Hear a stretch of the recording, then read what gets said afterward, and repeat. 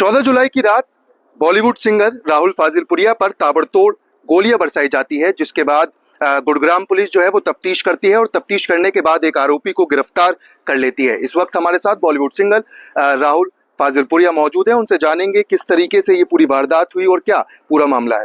Rahul ji, firing आपके ऊपर हुई, क्या हुआ था उस रात और किस तरीके से आपको पता चला कि ये जो है फायरिंग आप पर होने वाली? सर, ये शाम 5-5:30 बजे की बात है। मैं अपने ऑफिस से घर जा रहा था और उस बीच में एक गाड़ी सामने आती है, उसमें से कुछ लड़के पीछे मुड़ के देखते, तो मेरे को लगा ये फैंस है, वैसे ही देख रहे होंगे। आगे जाने के बाद गाड़ी लेफ्ट लेती है और मैं भी उसी रोड पे जा रहा था, तो वो आगे जाके उन्होंने गाड़ी हल्की सी साइड मारी। मैंने सोचा कोई पी रखी होगी या वैसे ही यार दोस्त होते कोई हल्का सा साइड मार देते मजे लेने के लिए, तो गाड़ी मैंने फुटपाथ की तरफ दबी, उन्होंने आ गया गाड़ी रोक दी। उनमें से 2 लड़के पीछे से उतर के आए, एक हाथ में जब पिस्टल दिखाई दी, मैंने गाड़ी पीछे भगानी शुरू कर दी, उन्होंने भागते भागते फायर शुरू कर दी। जी राहुल जी, इससे पहले आपको किसी इस मामले में कोई धमकी आई हो, इस बारे में कुछ पता हो, क्या क्या कुछ रहा था? सर, इस मामले में पहले मेरे को जो धमकी आ रखी है, मेरे को तो लगा था उन्हीं से रिगार्डिंग कोई होगा, पर इस मामले में ऐसा नहीं कि मेरे को 1 दिन पहले या 10 दिन पहले या 6 महीने पहले से कोई धमकी नहीं थी। पहले की जो थी उन पे ही काम चल रहा था, उन्हीं का ही मेरे दिमाग में था उनमें से कुछ होगा। जी, तो पुलिस इन्वेस्टिगेट कर रही है कि कौन है क्या है। सोशल मीडिया पे एक पोस्ट वायरल हुआ जिसमें लिखा गया था कि राहुल फाजिलपुरिया ने कुछ पैसों की मांग की थी, उस पर क्या कुछ कहेंगे? सर, मांग अब पोस्ट जो आई है उस पर पुलिस इन्वेस्टिगेट करेगी किसने करी है, लेकिन इसमें जो नाम है वो मेरे से परिचित है, मेरे साथ काम किया है।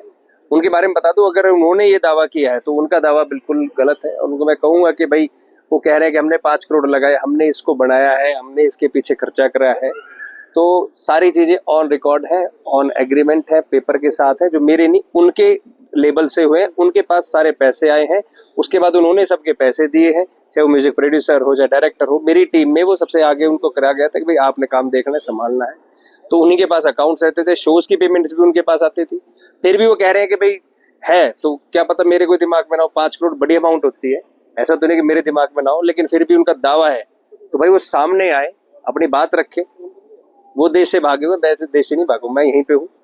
और मीडिया के माध्यम से आ जाए, वो हिसाब बना के भेज दे, मैं भेज दूं। अगर मेरे बनते होंगे तो मैं देने को तैयार, उनके बनते वो देने को तैयार।